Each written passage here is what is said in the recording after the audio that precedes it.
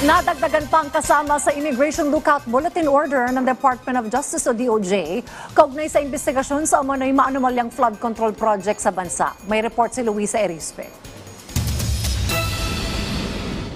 Humaba pa ang listahan ng mga individual na kasama sa Immigration Lookout Bulletin Order ng Department of Justice. Sa inilabas na listahan ng DOJ, umabot na sa 43 ang nasa ILBO. Lahat sila mga empleyado at opisyal ng Department of Public Works and Highways. Kasama rin ng mga kontratista sa flood control projects ng pamahalaan.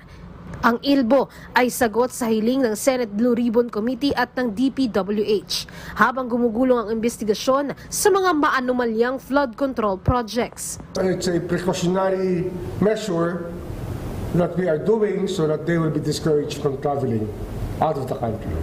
Pag sila sumikap na lumabas sa bansa, it will not be a pleasant experience. Kasi government concern yan. We have to do this as a matter of defense of the state.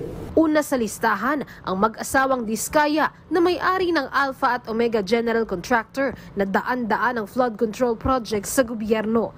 Sumunod din sa listahan ang magkapatid na Alex at Raymond Abelido na may-ari naman ng Legacy Construction Corporation na nasa higit 9 billion ang hinawakang proyekto sa gobyerno at marami pang kontratista tulad ng mga Lubiano, Villanueva at iba pa.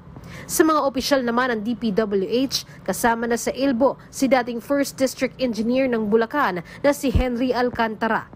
Hindi rin nakaligtas kahit ang dalawang yusek ng ahensya na sina Maria Catalina Cabral at Ramon Ariola. Kasama rin sa ILBO ang OIC Regional Director ng DPWH sa NCR at sa Region 2. Nanawagan si Remulla na lumutang na ang mga nais tumulong sa investigasyon ng pamahalaan. Handaan niyang tumanggap ng mga testigo o whistleblower ang DOJ. The truth will always set them free, so to speak. Mauna silang magsabi, may pag-asa silang makalibre. I mean, with restitution of course. Kung may damage sa gobyerno at meron silang kinita, solid nila yung pera, pero they will have to testify. Some people will have to testify. Yung mauna mag-testify, hindi hahabulin na batas. Inaayos na rin ang executive order para sa proteksyon ng mga nais tumistigo. Posible rin ang paglalagay sa kanila sa Witness Protection Program o WPP. Yung aming nilalatag na executive order ay maglalagay rin niya ng mechanics para madaling mapuntahan at masamahan ang mga taong gusto magsalita.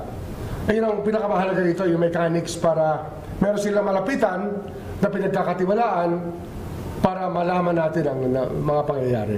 Base naman sa monitoring ng Bureau of Immigration, posibleng may isa sa listahan ang nakalabas na ng bansa bago pa man maglabas ng ILBO. Pero ibe-verify pa ito ng BI. Sa initial verification po, mukhang meron pong isa na outside the country. But it has to yet to be verified to confirm po kung siya yon or it might be someone na namesake niya. Pagliliyong naman ng Bureau of Immigration, hindi aarestuhin, pipigilan o haharangin sa mga paliparan at pantalan ang mga nasa Immigration Lookout Bulletin Order. Kailangan lang mamonitor ang paglabas nila ng Pilipinas dahil wala namang warrant of arrest o hold departure order mula sa korte. Luisa Erispe para sa Pambansang TV sa Bagong Pilipinas.